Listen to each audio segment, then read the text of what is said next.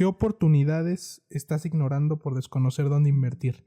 Y si te dijeran que el verdadero poder no está en el dinero que ganas, sino en cómo lo haces crecer con inteligencia y visión a largo plazo, ¿qué pasaría si el 90% de las personas están viendo sin ver? Y tú pudieras descubrir esa verdad oculta. Muchos guardan su capital en el banco, sin saber que podrían transformarlo en una fuente de crecimiento auténtico. El ahorro no basta. Sin inversión inteligente el dinero pierde su valor frente a la inflación y las oportunidades que pasan desapercibidas. Reconocer el valor del capital, saber cuándo y en qué invertir y entender que el éxito es resultado de paciencia, proceso y visión, no de suerte, es el primer paso para formar una verdadera mentalidad inversionista.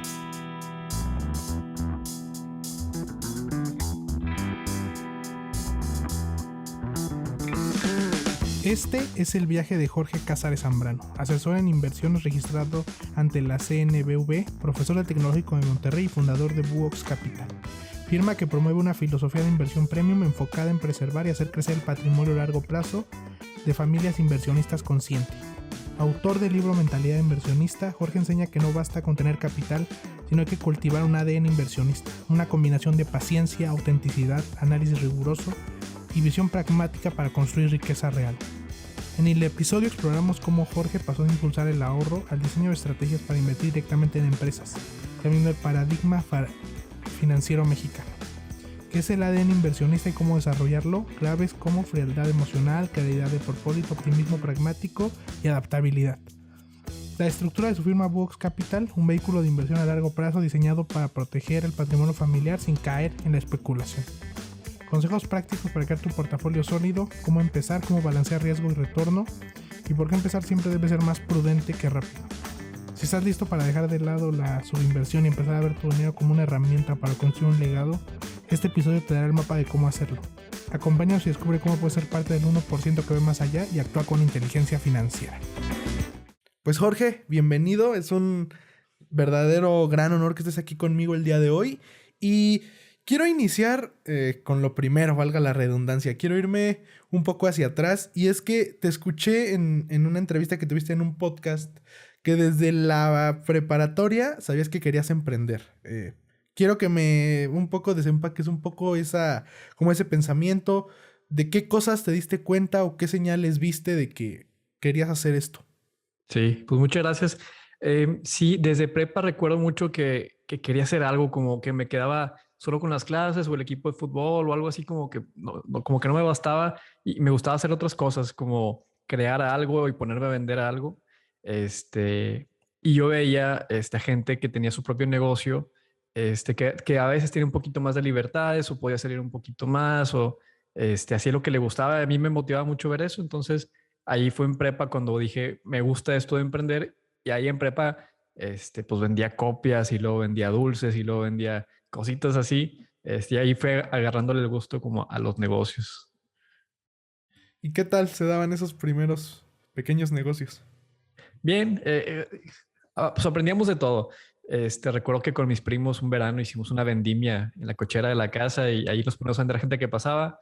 En una tarde vendimos 2 tostitos, ¿no? Pero ahí aprendimos y disfrutaba mucho el proceso de crear y luego de vender. Desde pequeño y secundario o prepa, hacía mis Exceles del presupuesto, cuánto iba a costar, cuánto pudiéramos ganar. Y ahí aprendí una frase que siempre repito a mis alumnos. En Excel todos somos millonarios. Porque proyectaba muchísimas ventas y iba a ganar bastante dinero y al final no se daba. Pero bueno, había mucho aprendizaje y disfruté bastante el proceso. Por eso siempre busqué pues ir creando algo y moverme en el mundo de emprendimiento, que es bastante entretenido. ¿Y qué lado te gustaba más? O sea, como el lado técnico que me cuentas o el lado de salir a vender, de tratar con personas. Como más técnico, yo siempre fui como más en la parte financiera. Yo me ponía a calcular cuánto podemos vender y cuánto le podemos ganar, el punto de equilibrio o algo así. Este, y ya siempre he tratado de aliarme con gente con más habilidad en ventas o con más habilidad técnica en el producto que se fuera a hacer, y así hemos intentado. ¿Y cómo, o sea, qué te enseñaron del dinero de joven? O sea, de joven, ¿cómo veías el dinero? ¿Lo veías como algo bueno, algo malo? Porque, bueno, vivimos en una sociedad, sobre todo en México, que polariza mucho el dinero y que muchas veces nos enseña que es algo malo, ¿no? En tu caso, ¿cómo lo veías? Recuerdo que mis padres ahí en primaria me daban el domingo, me daban, no sé si eran 10, 20 pesos los domingos y ahí lo guardaban en una alcancía y a veces que ellos no tenían cambio o algo así me pedían prestado y yo les prestaba una tasa de interés del 10% semanal, carísimo. Pero bueno, ahí aprendí porque yo hacía una hojita con mis cálculos de, bueno, les presté 100 pesos, me tienen que regresar 110. Y así yo iba haciendo mis cálculos y ahí aprendí que está padre trabajar por algo y luego que te compres algo con ese dinero por el que trabajaste, como que lo aprendí así en primaria, secundaria y lo fui disfrutando mucho, pues ese proceso. Y ahora, en forma general, de joven, de niño, o sea, ¿qué visión te dieron tus padres del mundo? ¿Cómo recuerdas que veías el mundo a través de ellos? Sí.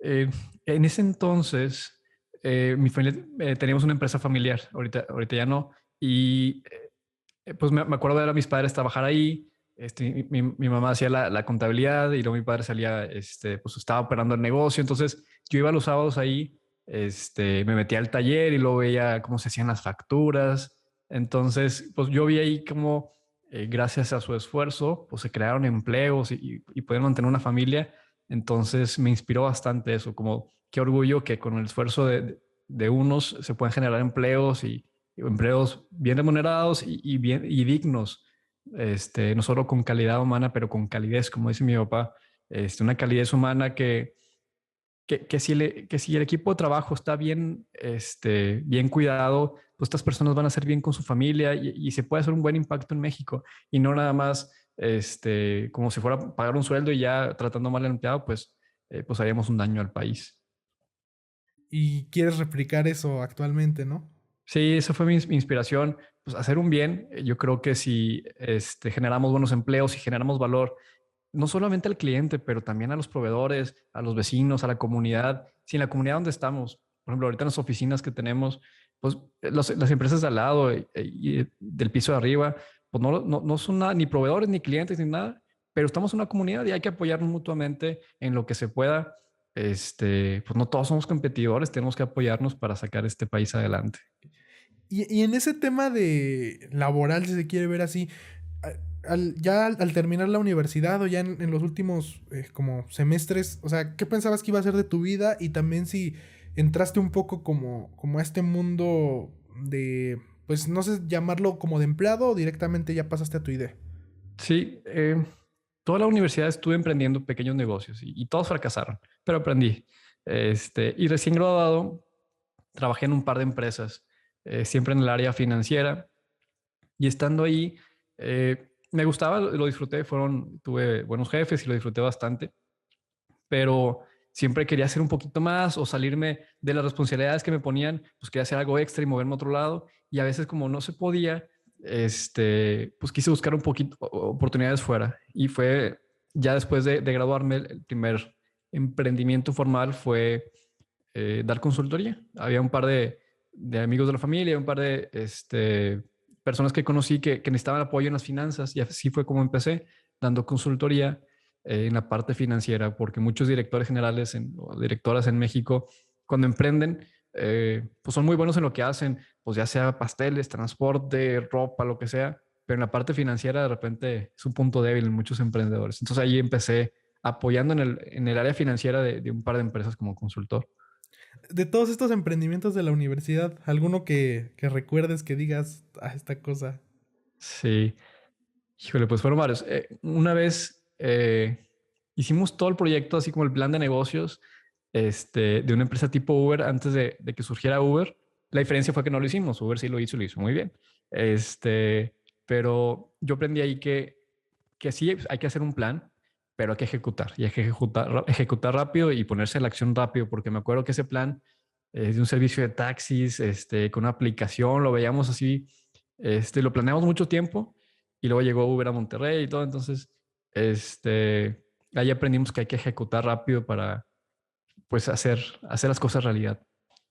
¿Qué aprendiste de toda esta etapa de crear emprendimientos? ¿Consideras que se te quitó el miedo ya post universidad de intentarlo o con qué te quedas? Eh, que el fracaso no es tan malo. Hay maneras de fracasar, pero si se aprende de eso, no pasa nada. Porque lo intenté muchas veces con distintos socios Y bueno, en la primera vez que fallamos, dije, bueno, a ver qué falló. Pues dolía mucho haber cerrado ese intento de negocio, pero bueno, me sentaba a reflexionar y decía, a ver, ¿qué hice mal? ¿Qué puedo haber hecho mejor? ¿Qué hice bien para replicarlo y qué hice mal para no volverlo a hacer? Entonces aprendí mucho, que se da mucho en México, de que bueno, conoces a alguien en una fiesta, de que hey, vamos a hacer un negocio juntos, sí, se arma. Pero, a ver, un negocio es como un matrimonio. No le propones matrimonio después de la primera cita, hay que conocerse bien. Entonces, aprendí mucho que la sociedad es bien importante y no porque sean amigos significa que van a ser buenos socios.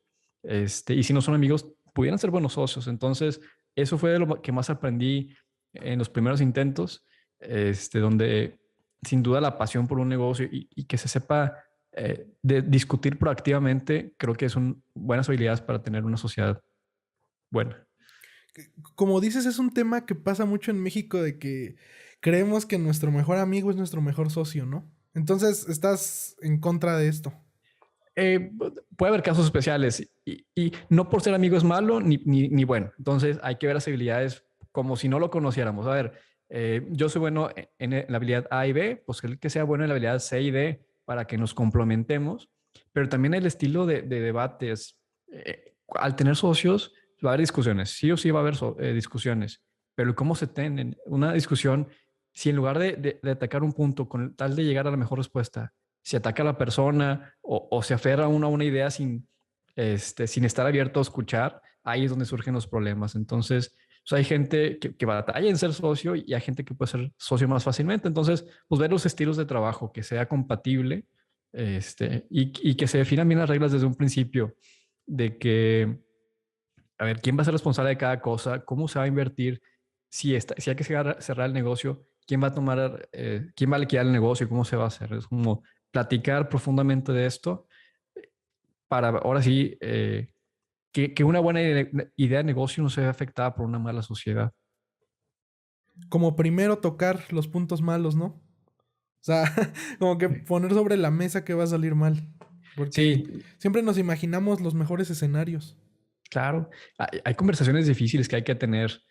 ¿Qué pasa si uno se va del país? ¿O qué pasa si uno ya no le gustó y se quiere ir a trabajar a otro lado? ¿O si le hacen una gran oferta de trabajo y se quiere ir?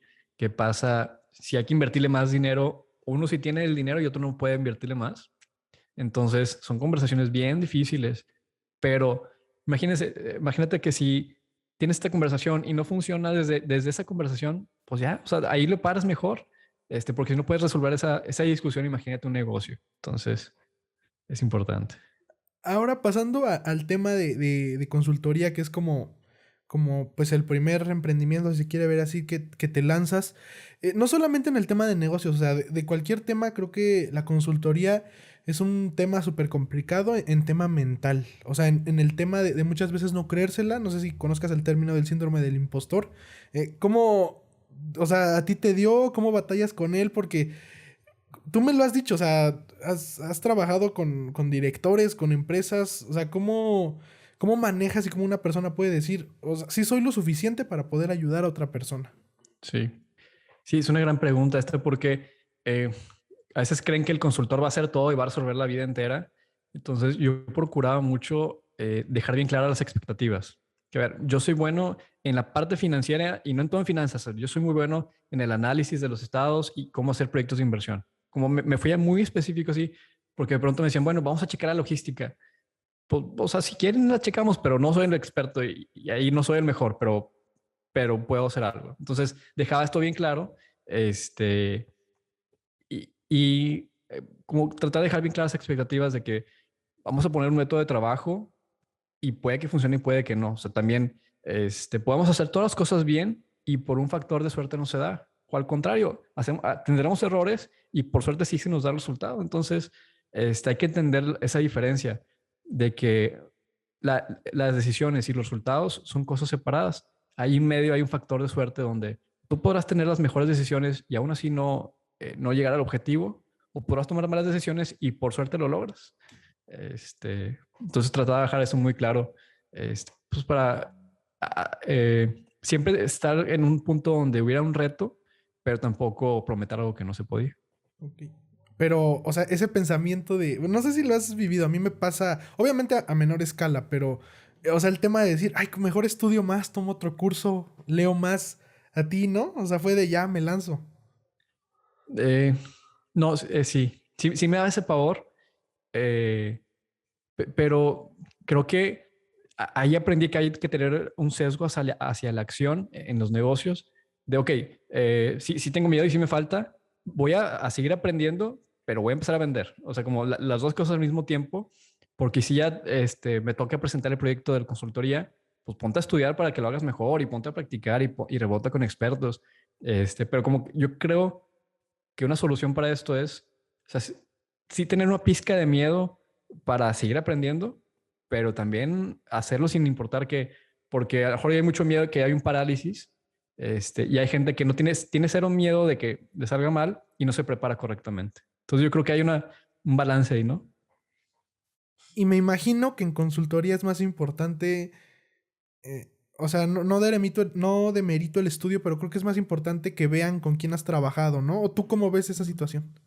Sí, sin duda las experiencias que uno vaya teniendo es importante, documentarlas es importante y la reflexión de ellas. No es lo mismo haber tenido 10 proyectos de consultoría, pero todos iguales, a tener dos muy diferentes con mucho aprendizaje, con mucha reflexión. Este, entonces, sin duda, conforme pasa el tiempo va a ir mejorando. eh, pero sí, hay un mix de entre aprender y cosas que hiciste y cosas que aprendiste. Y cuéntame cómo conseguiste tu primer cliente, o sea, pues, no sé, o sea, todo mundo sueña con ese primer cliente y sobre todo en consultoría, o sea, ¿cómo convences a una persona que confíe en ti? Sí, tuve mucha suerte que en el último año de universidad hubo un concurso de casos de negocio y ese, con un gran equipo que tuve, ganamos y la empresa que proponía el caso nos contrató para un pequeño proyecto de consultoría. Bueno, más bien asesoría, no consultoría. Y nos contrataron y ahí fue un proyecto pequeñito de 3, 4 meses y así el último año de universidad. Entonces, ese fue un gran aprendizaje. Y luego, ya graduado, trabajando en una empresa, procuré siempre hacer muchas amistades, y conocer a los amigos de mis amigos y conocer más gente. Y platicando, pues a mí me apasiona el tema de finanzas. Entonces, pues en una comida, el amigo de un amigo me dice, yo tengo este problema financiero, ¿tú qué harías? Y ahí empezamos a platicar en las salitas, o sea, muy casual. Y ahí me dijo, ¿y sabes qué? Pues vente a trabajar con nosotros. Eh, y me dice, y con la libertad, piénsalo como consultor o como empleado, como tú quieras. Entonces ya le hice una propuesta de entrar como consultor. Pues en lugar de tiempo completo era medio tiempo y tenía la libertad de buscar otros clientes. Entonces ahí pues fui muy afortunado. Fue una pizca de suerte que pude agarrar. Y muchas veces se dice que los grupos estudiantiles, que los concursos escolares son como cosas de plástico, ¿no? Y no. Todas esas experiencias valen muchísimo. No es el mundo real como dicen, pero el trabajar con equipo y que salga adelante un proyecto, pues son experiencias que al rato se van a usar porque va a ser lo mismo. De pronto en la oficina nos pasa que me sentí como en grupos estudiantiles porque estábamos armando un set de video para un proyecto o algo así. Pues nos sentíamos como grupos estudiantiles que pues, ayuda, está padre. Y sobre todo nosotros, bueno, que somos compañeros borregos, creo que tenemos esa gran habilidad de que hay buffet de dónde escoger. Sí, y Sí. te comento esto porque muchas veces se demerita mucho esto como de, o sea, te eligen como el mejor director de un grupo estudiantil o así, y es como de, el premio de plástico, ¿no? Pero yo siempre he creído que muchas de las mejores cosas salen de conocer a las personas correctas. Sí, sí, sin duda, yo creo que del mayor valor de estos grupos estudiantiles de cualquier universidad es conocer más gente de otras carreras, exponerte a otras ideas. Pasa mucho que está el grupito de la misma carrera, todos los médicos o todos los ingenieros civiles, todos los contadores, pues está bien, hay que conocerlos, pero también conocer otras carreras, pues son mentalidades diferentes, son experiencias distintas y ahí es donde viene la riqueza, pues de las amistades, de tener distintas experiencias. Ahora, cuéntame cómo es que te conviertes en una de las 30 personas físicas autorizadas por la Comisión Nacional y de Valores como un asesor de inversiones. Eh, Sí, fue cuando estaba en la parte de consultoría, empecé a participar en unos emprendimientos porque quería algo más estable que la consultoría. Y fracasando uno de estos emprendimientos, fue un golpe duro. Entonces me quedé reflexionando a ver qué otro negocio podemos hacer, qué puedo hacer. Y yo todo ese tiempo, desde la mitad de la universidad y varios años ya en el mundo laboral, siempre manejaba mi propio dinero en la bolsa de valores. Y yo por hobby leía los reportes trimestrales de 100 hojas y me aventaba un chorro de análisis y todas las mañanas veía una hora de noticias. Antes de llegar de la consultoría, veía una hora de noticias, veía análisis, hacía un portafolio de inversión y ya me iba a trabajar. Es como lo hacía de hobby y en este momento la gente me decía, oye, pues te doy mi dinero para que lo administres y tomar así el dinero nada más es ilegal, para que tengan cuidado todos. Entonces ahí vi cómo hacerlo legalmente y este negocio de administración de inversiones, dije, bueno, pues que sea un hobby. El dinero de un tío, de dos amigos y el que quiera, pero como hobby, porque me encanta lo que hago. Entonces busqué unos abogados y fue un proceso bien largo tener el permiso. Y ya estando dentro, pues me buscaron unos amigos y luego el amigo de un amigo y me empezaron así a buscar un poco y me di cuenta que me encanta este negocio. Entonces ya lo hice mi negocio principal y pues gracias a Dios ha ido creciendo. ¿Y cómo consigues esa autorización? Son muchos permisos, muchos trámites con la Comisión Nacional Bancaria de Valores, muchos documentos legales que hay que trabajar con abogados expertos en esto. Entonces, y bueno, y sin duda una preparación. Hay que tener unos exámenes que validen estas aptitudes financieras, unas capacitaciones en el tema de ética, de lavado de dinero y más, porque pues no es cualquier cosa manejar el patrimonio de familias. Entonces, sí es algo muy delicado, con muchas restricciones legales para el cuidado del inversionista. Entonces, pues una cosa es agarrar el permiso que es pesado, pero mantenerlo también es muy pesado. Entonces, eh, es algo que es mucho trabajo, pero bueno, todo lo demás lo disfruto muchísimo, entonces vale la pena mil veces. Y qué interesante que mencionas esto, o sea, te lo juro, no tenía idea de que es ilegal manejar el dinero Sí. de alguien más. O sea, yo lo veía por la preocupación de, o sea, cómo manejas el dinero de alguien más, pero, o sea, aparte de eso mencionas el riesgo legal. Sí, sí, sí, hay maneras de hacerlo. Está este permiso y hay otras maneras, pero así como nada más dame tu dinero, yo lo muevo, no es cualquier cosa. Sí requiere un permiso. Hay casos donde sí es cárcel, el cómo se maneja así nada más. Eh, sí, sí, hay muchas cosas legales. O sea, quien le interese, que lea la ley del mercado de valores, título cuarto o séptimo creo que es. Sí hay muchas restricciones para esto.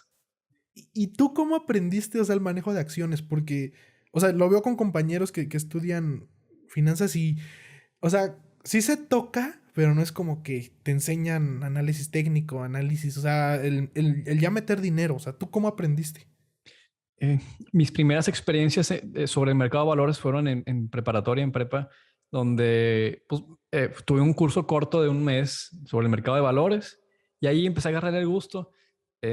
Yo siempre he sido muy geek de los negocios, o sea, suena muy raro, pero disfruto leer de negocios. Desde prepa estoy registrado en la revista Expansión y siempre la leo. Y ya, bueno, ya empecé como a meterme en el mundo de negocios y en carrera, estudiando contaduría pública y finanzas, aprendo un poco más de cómo se hace y empecé invirtiendo. Fue hace como 7 años, justo en octubre de hace 7 años o 8 años, compré mi primera acción. Por 80 pesos compré una acción de Banorte. Este, Subió a 81 y dije, no hombre, si hago esto todos los días me voy a ser millonario. Claro que así no funciona. Entonces, bueno, ahí puse 80 pesos y luego le deposité 1,000 pesos y ahí fui aprendiendo, pues a base de golpes, como dicen. Cometí errores al principio, un error súper común que le pasa a todos y pues ojo a quien escuche esto. Empiezas invirtiendo en empresas que conoces bien y empresas locales. O sea, yo compré, mis primeras 4 empresas fueron regias. Estoy aquí en Monterrey, pues es un súper sesgo, está mal hecho. Mucha gente tiende a invertir de más en su país, teniendo al alcance de la mano, podemos invertir en cualquier país del mundo, pues hay que diversificar y comprar empresas de todos lados para reducir el riesgo. Entonces, ahí aprendí con mi propio dinero por mucho tiempo y luego me pongo a estudiar más de manera más dura en esto para hacer una metodología, una tesis de inversión más firme, validada, con mucho testing. Y es así como hemos trabajado ahorita, después pues, de estar aprendiendo, sí en la universidad, pero también más allá, de muchos otros lados, pues. El tema de las pérdidas, ¿cómo lo viviste? ¿Todavía te acuerdas de cuando dijiste, mi dinero o algo así? Sí, pues sí, como empecé con poco dinero, pues sí, metí 100 pesos y perdí 10, todo bien. Este, y luego ganaba 15 y luego perdía un poquito, así, entonces iba fluctuando. Este, pero aprendí que evitando las peores decisiones, ya estás del otro lado. O sea, hay decisiones muy malas, hay decisiones promedio y hay decisiones muy buenas. Evita las malas y ya con eso estás arriba del promedio. O sea, sí hay que buscar las mejores empresas que vayan a triplicar, sí, estas cosas, pero evita las peores y ya estás del otro lado. Es que gente dice, bueno, vamos a apostar aquí que se desplomó y todo. Oye, pues si está en problema la empresa, ni te metas. O sea, no, evita esas cosas y ya, va a haber acciones que pierdan 10, 15%, va a haber otras que suban 50 y vas a acabar bien. Bueno, ya que tocas este tema, quería preguntarte. O sea, en tema de inversiones, en tema de finanzas, o sea, obviamente es un tema súper extenso, ¿no? Y puede haber muchos errores, pero, o sea, uno o algunas cosas que digas, en esto la cagamos todos los mexicanos o es como el peor error financiero que existe en México que has visto. Eh, lo más común es pagar el mínimo en las tarjetas de crédito. Ya me estoy saliendo del tema de inversiones, pero eso es súper común y en serio es una caja sin fondo. Eh, pagar lo mínimo en tarjetas de crédito es pagar muchos intereses, que por un artículo pequeño se empieza a pagar el doble o el triple lo que costó por los intereses, que son sumamente altos en el país.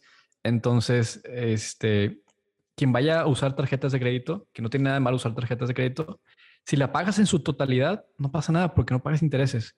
Pero, pues muy inteligente los bancos ponen el mínimo, te animan a pagar el mínimo porque terminas pagando muchos intereses de esto. Entonces, es un error súper común porque parece bien pagar el mínimo, pero es muy peligroso. Bueno, ahorita me regreso a ese tema, pero antes quería tocar una pregunta que, o sea, ¿cómo, si existe como un antes y un después, si existe como algún momento puntual o algunos momentos en el que adquiriste como ese mindset mental de frialdad, si se quiere ver así, al manejar el dinero de otra persona? O sea, muchas veces hasta a nosotros mismos nos da miedo de, ay, no puedo meter 100 pesos. O sea, ¿cómo tú adquiriste eso de voy a manejar los 100 pesos de alguien más? Sí. No es cualquier cosa. Cuando alguien nos confía su patrimonio, sus ahorros para el retiro, gente que está a punto de retirarse nos confía del patrimonio del retiro, no es cualquier cosa. Lo tomamos con gran honor y suma responsabilidad. Entonces, ¿qué hacemos? Estudiamos bastante. Yo hasta la fecha tengo compro libros de texto para seguir aprendiendo, sigo probando cosas nuevas, sigo entendiendo el mercado para traerle a mis inversionistas lo mejor posible. Entonces, eh, eso que lo mencionas de mucha frialdad, hay un tema muy interesante que a quien le guste las finanzas le recomiendo leer. Se llama Behavioral Economics, economía del comportamiento. Y nos habla mucho de cómo tomamos decisiones los humanos y que todos tenemos sesgos. Por más que estudiemos el tema, todos vamos a tener sesgos. Entonces, si analizamos bien esto y buscamos tener una frialdad en la toma de decisiones basada en datos, va a ser mucho más fácil. Un ejemplo rápido. Hace años, un día se desploma Starbucks. En un solo día se caía 10-12% la acción y todos paniqueados. ¿Qué pasa con mi dinero? ¿Qué pasó? Y nosotros nos ponemos a analizar los datos. Antes de entrar con el pánico del mercado y todos así asustados, a ver, frialdad, datos duros, ¿qué pasó? Y vimos que lo que pasaba no era tan grave. Incluso era bueno para la empresa, pero el mercado lo interpretó mal. Entonces compramos más acciones y a los 6 meses ya íbamos ganando bastante. Entonces, le dicen tener un pensamiento independiente. Es lo que busco en mi equipo de trabajo.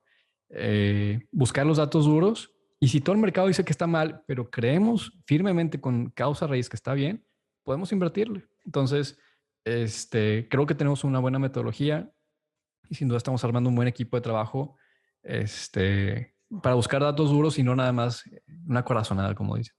Y sobre todo, o sea, ¿cómo te digo? O sea, cómo existen demasiadas noticias amarillistas, o sea, se cayó el mercado, se desplomó todo, que justamente quería preguntarte este tema.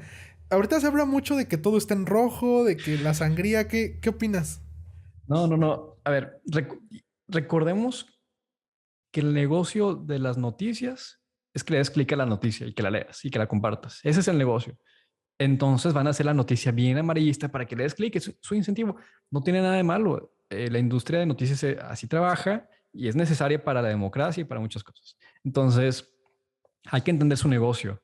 El lunes 20 de septiembre se pone las noticias. Evergrande, la empresa china inmobiliaria, se desploma, va a quebrar y es el siguiente Lehman Brothers. O sea, que como si fuera el 2008. Todos paniqueados, se desploma el mercado. Ya pasaron 2 días y el mercado ya está más arriba que el viernes pasado. O sea, ya se subió, ya se recuperó, ya subió. Ya pasó, pero eso no sale en las noticias. Solo le salen las noticias el día que se desploma, pero como son más días los que sube que los que baja, es noticia. Entonces, es bien común ver martes negro, todo se desploma y todo en rojo, que no sé qué. Pero el resto de los días sube y acaba bien. O sea, la mayoría del tiempo el mercado sube, pero cuando baja es cuando hay pánico, porque esto es bien interesante. Y está difícil explicarlo, pero a la gente le duele más perder 5% de lo que le gusta ganar 5%. O sea, es más el dolor que lo que te gusta. Entonces dices, perdiste 2%. No, es el fin del mundo. Pero dices, ganas 2%. Ay, no es nada.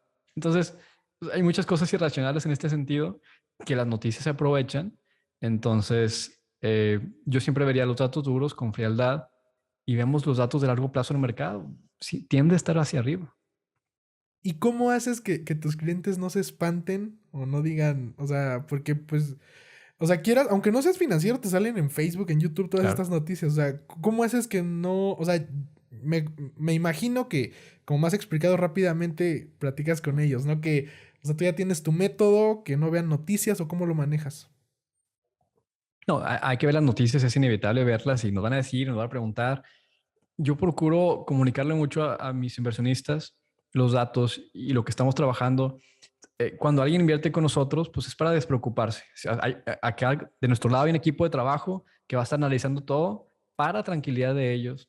Yo procuro que haya una alineación de intereses. O sea, si le va bien al inversionista, nos va bien a nosotros.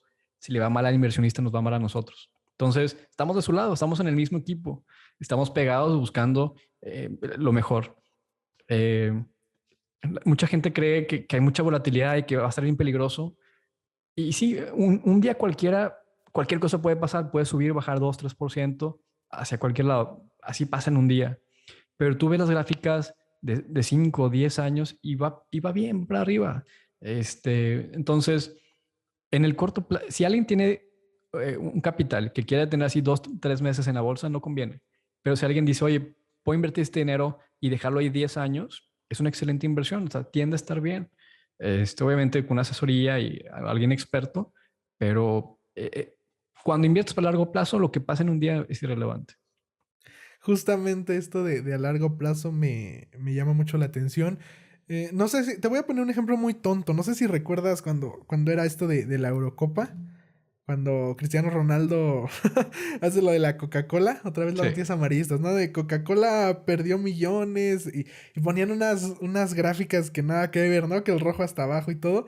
O sea, y luego te metes a ver como la del mes. O sea, y literal no pasó nada. O sea, fue como...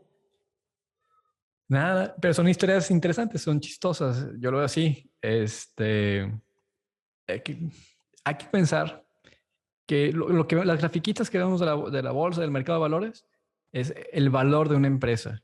Y Coca-Cola es mucho más grande que lo que pueda hacer una noticia. Y así hay muchas noticias. Si a lo mejor recordarás hace años en la NFL, Kaepernick, que se hincó en el himno de los Estados Unidos y lo despiden de la NFL.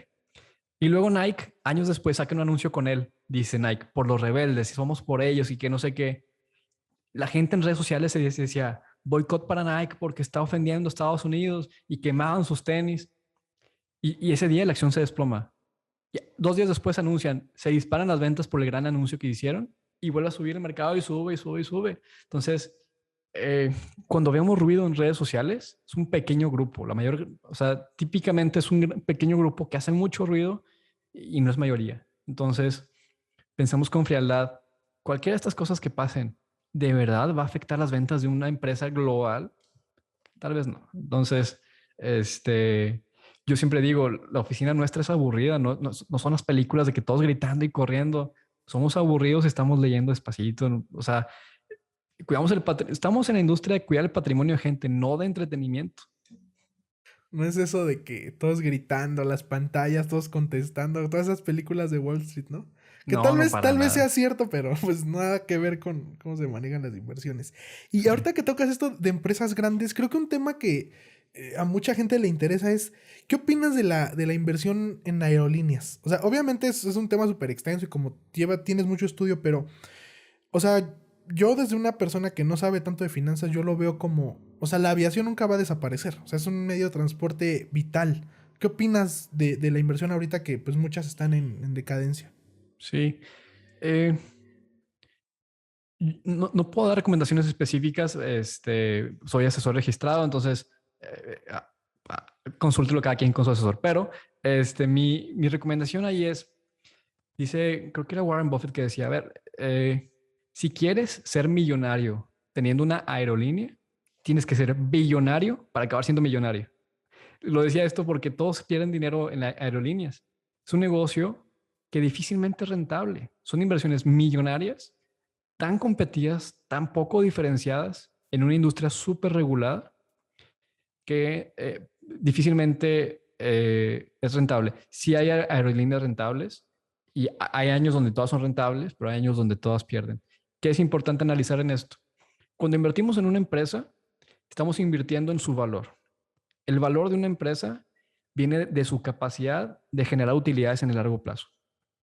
Y de acuerdo contigo, no van a desaparecer las aerolíneas, incluso va a haber más y se van a usar más. Pero es un negocio de bajos márgenes.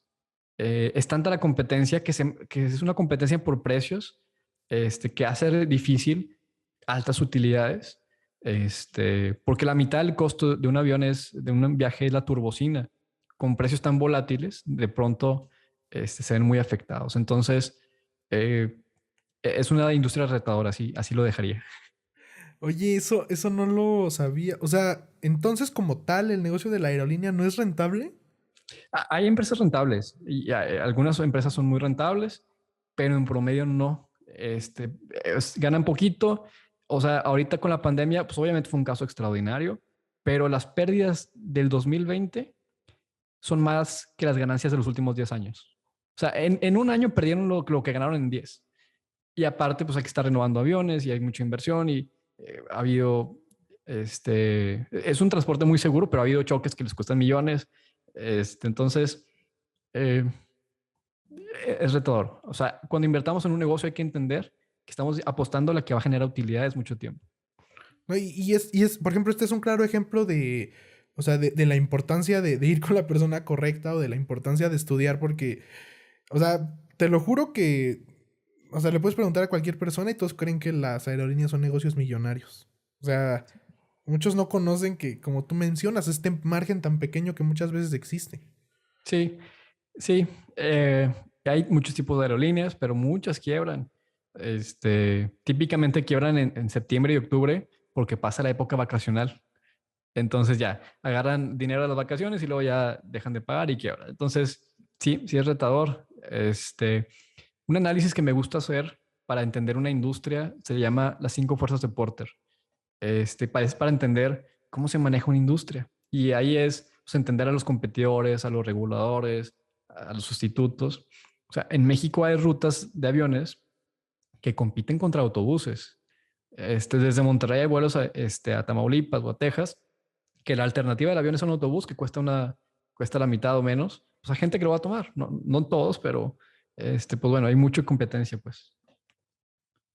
Ahora, Jorge, pasando a un tema súper interesante, un tema de estos de moda, de millennials, si se quiere ver así, es que, pues, existe este consejo, ¿no? Que todo el mundo lo da de arriésgate de joven, emprende cuando no tienes responsabilidades, como, o sea, que digo, es una buena opción, o sea, quien tenga la oportunidad y pueda hacerlo de joven, qué mejor.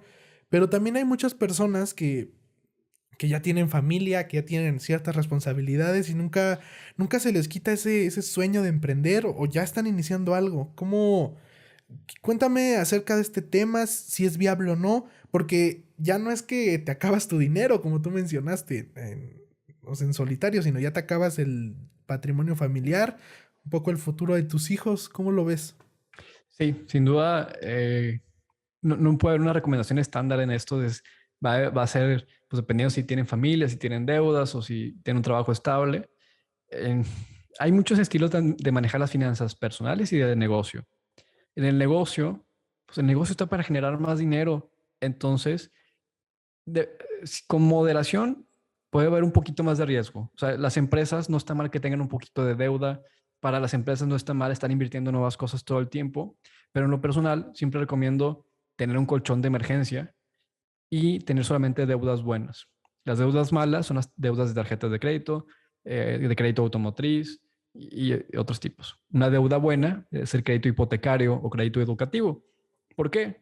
Porque un crédito educativo, pues, fue para pagar la universidad o la maestría, pues eso en teoría te va a ayudar a tener un mejor trabajo. Entonces fue una inversión. Una casa, pues terminas de pagar la casa y ya es tuya. A diferencia de un auto, que terminas de pagarlo y ya no vale nada el auto. Entonces, en lo personal, yo siempre digo, nada de deudas malas, solamente hasta un punto de deuda hipotecaria, hasta ahí. Y después de eso, tener un colchón de emergencias. Si alguien ya tiene un colchón de emergencias, ya no tiene deudas, yo creo que está bien aventarse a emprender. En los países latinos, típicamente hay pocas, le llaman redes de seguridad, donde, no sé, en los países nórdicos, donde si emprendes y no te va bien, pues como quiera vas a tener comida, como quiera vas a tener hospitales, como quiera vas a tener educación. Entonces, en los países latinos donde hay menos acceso a este tipo de cosas, sí hay que tener un buen colchón de emergencias, pero sin duda emprender es una gran alternativa para esto. Este tema que mencionas, no sé si ya leíste el libro de Crear o Morir. ¿No? Bueno, te lo recomiendo mucho. O sea, compara por qué México no puede ser un Silicon Valley. O sea, compara por qué todos los emprendedores salen de Estados Unidos o de países europeos o de primer mundo. Y nos menciona todas esas trabas que ponen los países latinoamericanos para... Creo que mencionaba que en Estados Unidos piden 2 trámites para sacar un emprendimiento. Aquí en México son alrededor de 8 10. En países sudamericanos son 18. Creo que Argentina tiene el récord. Y esto súper importante de que, o sea, en estos países te quedas como en la nada y tienes como cierto... O sea, no digo que vas a vivir bien, pero tienes cierto apoyo del gobierno en muchos aspectos. Y aquí es como de... Te quedas a tu suerte, ¿no? O sea, un Sí. poco el colchón como para cuánto tiempo lo recomiendas o un poco ese aspecto. Sí, quien tiene un trabajo estable, la recomendación típica es tener de 3 a 6 meses de gastos ahorrados. Pero quien va a emprender es un poco más. Eh, Va a depender de muchas cosas, pero o sea, al menos un año de gastos bien guardado y la inversión total del negocio bien guardada. Entonces ya ahí sí tiene todo para emprender fuerte un año y si no funciona después de un año y se acaban los ahorros, bueno, ya pudiera buscar de nuevo empleo o lo que sea. Pero sí es importante tener esto de ahorro y que muchos emprendimientos pueden empezarse como en las noches antes de renunciar al trabajo. O trabajarlo los fines de semana o trabajarlo desde antes para que pues no perder tiempo, ¿no? Y tener lo más que se pueda un sueldo fijo antes de renunciar a esto y aventarse la No sé aventura. por qué se puso eso de moda de renuncia. O sea, se pueden hacer las dos cosas a la vez. Eso me da mucha curiosidad, ¿sabes? O sea, yo no lo Sí. haría. O sea, no sé si es porque ya he leído mucho de emprendimiento, pero, o sea, no comprendo cómo es que, o sea, todavía no estás generando renuncias. Sí. Es que están las dos filosofías y entiendo ambas. Una es, obviamente hay que cuidar el patrimonio familiar y que mantener el estilo de vida de la familia. Entonces, pues sí, los dos al mismo tiempo, sin duda, en la gran mayoría de los negocios se puede. Por otro lado, si tienes siempre un ingreso, no te va a doler que quiebre el emprendimiento. Pero si le estás apostando todo y renuncias al emprendimiento, es, como dice, crear o morir. O sea, tienes que hacerlo o te quedas sin dinero. O sea, ya es un miedo de que no te puedes echar para atrás, sí o sí tiene que salir. Y ese miedo es súper poderoso para crear un buen empresa. Actualmente tu empresa de inversiones, ¿cómo opera? O sea, ¿operas por comisión o por pago? El cómo se maneja normalmente y lo que hacemos es, se cobra una comisión sobre el porcentaje de la inversión.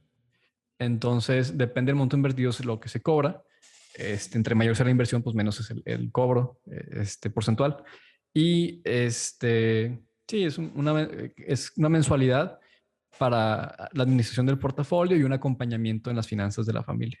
Y eso es lo que me comentabas de, o sea, si ganan, ganan más, si pierden, pierden menos. O sea, es un acompañamiento. Sí, sí, sí, procuramos estar alineados, como lo decía ahorita. Yo jamás voy a recibir comisiones de un banco porque hay veces que dicen que el banco me va a ofrecer fondos de que, hey, véndeselos a tus clientes y te doy la comisión. Eso es ilegal. Porque no estaría alineando mis intereses. No les voy a ofrecer el fondo que más les convenga, sino el que más me deja a mí y eso está mal.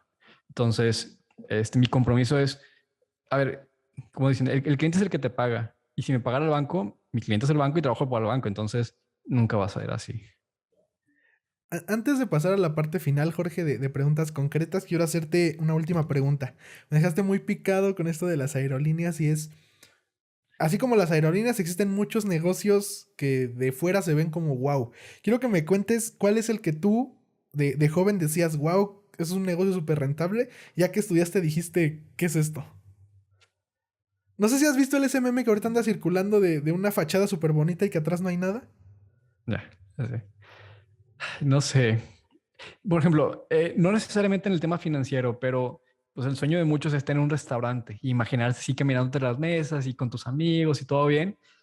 Eso es una parte, eso es una hora en el fin de semana, pero el resto del tiempo es trabajo muy duro. O sea, respeto mucho a los restauranteros porque es quedarse hasta tarde limpiando la cocina, levantarse temprano para la central de abastos, es mucho trabajo y es un trabajo muy demandante que no cualquiera puede hacerlo. Entonces, aunque mucha gente ve la parte cursi del restaurante, de estar ahí viendo, platicando y que todos estén felices, eh, es mucha regulación y es comensales que no están contentos y la renuncia de los meseros y un trabajal. Entonces, respeto mucho a los restauranteros y como eso, que de afuera sea muy padre y a lo mejor hay mucha gente que lo disfruta, pero es un trabajar. Todos van a ser Salt Bay. Sí. Va, Jorge. Entonces, voy Sí. a pasar a las preguntas concretas. Puedes responder lo que quieras. Pregunto y pasamos a la siguiente, ¿va? Hecho. ¿Cuál es tu compra de 2,000 pesos o menos que ha impactado tu vida positivamente en los últimos 6 meses?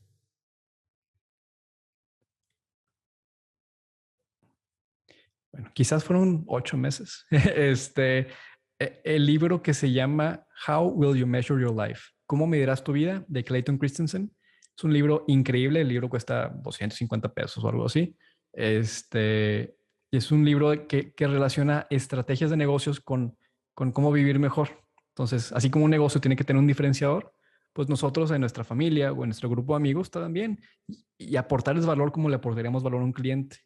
Así como una empresa tiene su plan, así en lo personal debemos tener un plan de cómo ir creciendo y cómo ir aprendiendo. Entonces, me encantó ese libro.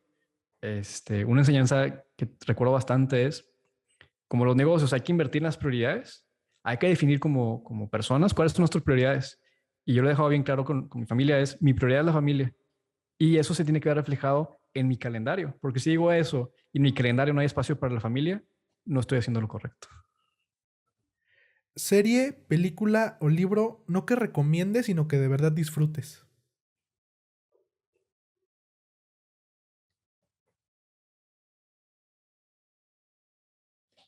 La película de Moneyball.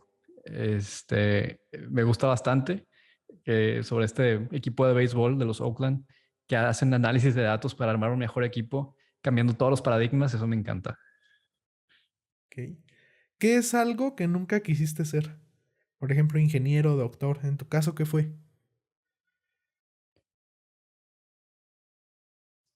Doctor, ese sí jamás.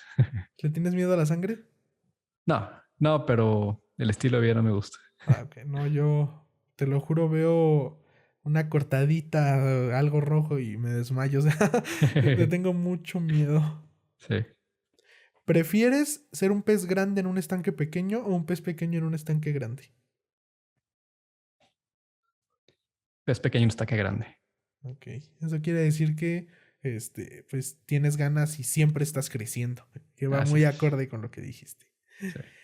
¿Cuál es la cosa que se te da peor que el 99% de las personas en el mundo? Que dices, soy el peor haciendo esto.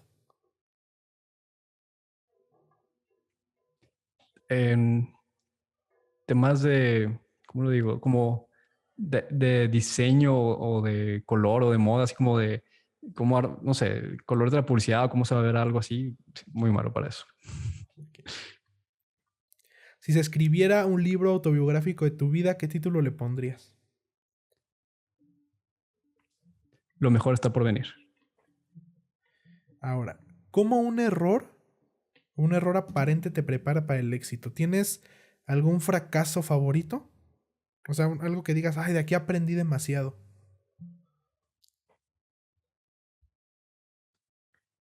Sí, al inicio de este negocio, la ley pide que manden los reportes, ¿no? Y al principio no lo hice.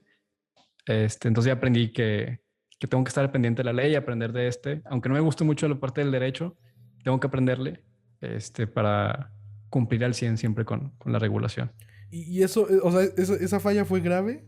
O sea, sí Sí, sí, dijiste, era ya muy valió. grave. Este, sí, sí, fue muy, muy grave esa falla. Y así, o sea, fue muy duro y ya, se arregló y todo bien.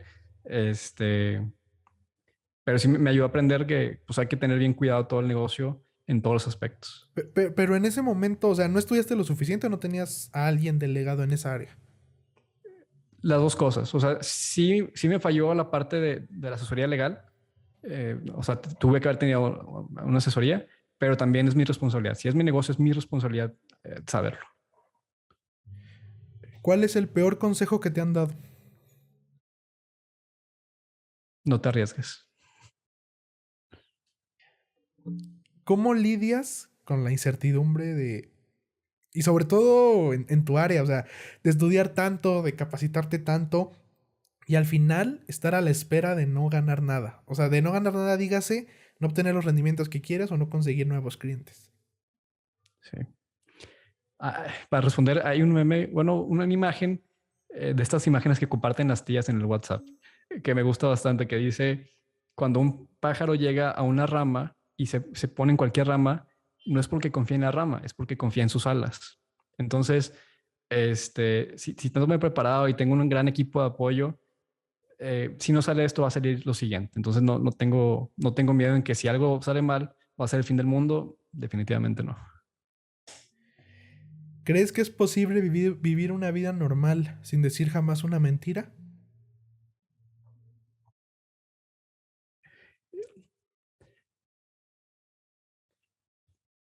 No hay manera de vivir una vida normal. Todos son súper diferentes y podrás hacer lo que quieras y no hay manera de llamarle normal a nada. Cuando te sientes abrumado, desconcentrado o has perdido el enfoque temporalmente, ¿qué haces? ¿Cómo recargas pilas? Eh, Procuro tener un rato de silencio, reflexionar y con el apoyo de mi esposa y mis padres, ya, con eso basta para seguir contra lo que sea. ¿Cuál es el talento más inservible que tienes?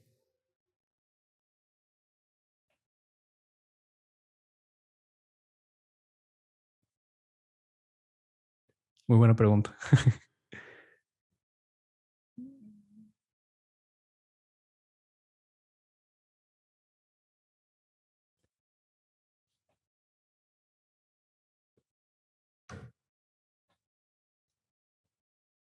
No sé. Que luego me puedes contestar. Sí. ¿Contra qué es tu lucha mental? Algo que tu cerebro quiere hacer, pero es malo, no es bueno para ti, pero tú dices, no, o sea, no tengo que caer ahí.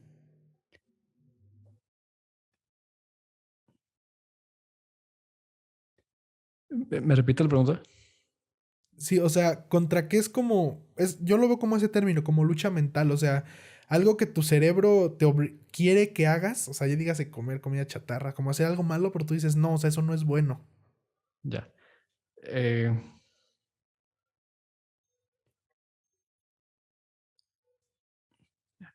Está chistoso porque de repente es como trabajar de más en domingo y de pronto es descansar cuando debería estar haciendo el trabajo. Entonces como que son esas dos luchas de como contra la flojera y luego contra quiero más, pero debería descansar y estar con la familia. Me pasa de los dos lados. ¿Industria o sector que crees que está muriendo?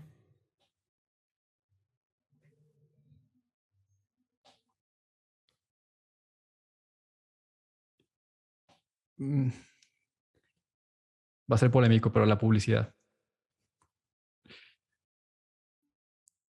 ¿Cuál es tu sueño o pesadilla recurrente?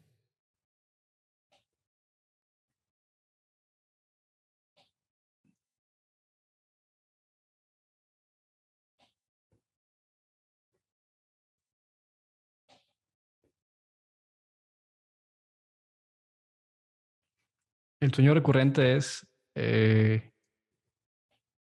que me emociona mucho, es como tener una empresa más grande, internacional, con un gran equipo de trabajo. Eso es un sueño que siempre tengo. En los últimos 5 años, ¿a qué has aprendido a decirle no? A oportunidades de negocio que no son para mí, que parecen muy atractivas, pero tengo que enfocar los esfuerzos en lo que es lo mejor para este negocio. Entonces, a decirle que no a negocios que no son. ¿Hábito inusual o cosa absurda que ames, que la gente no sabe de ti, que si supiera se sorprendería? Como tu guilty pleasure. Le dedico mucho tiempo a hacer mi café en la mañana. O sea, me toma bastante tiempo en molerlo y preparar todo, pero es como un tiempo de calma que disfruto bastante. ¿Eres fan del café? Sí, bastante. ¿Cuántos tomas al día? No, nada más dos por salud, pero como que sí le dedico tiempo y para aprender un poquito más de eso, este, como es una pausa que sí me toma a lo mejor 20 minutos hacer un solo café, pero disfruto esa pausa. Como el comercial de esta famosa marca de tu momento del día. Exactamente. Eh, Jorge, voy a pasar a la última pregunta. Antes que nada, de verdad, muchas gracias por todo lo que nos compartiste. Creo que todo lo que nos contaste va a ser de súper valor para todas las personas que les guste este tema. Y pues gracias por tu tiempo. Ahora sí Al voy a contrario, pasar a la última pregunta, que es, pues, ¿cuándo fue la última vez que te sentiste súper motivado o súper orgulloso, ya sea en lo profesional o en tu emprendimiento? ¿Y qué sucedió? esto pasó hace poquito y ha pasado un par de veces antes. Cuando un inversionista nuestro llega y nos dice, muchísimas gracias por lo que están haciendo, ya me siento más tranquilo. Más allá de un buen rendimiento y todo, que me digan, estoy tranquilo porque sé que voy por buen camino, me hace el día y me dan todas las ganas para seguir años y años.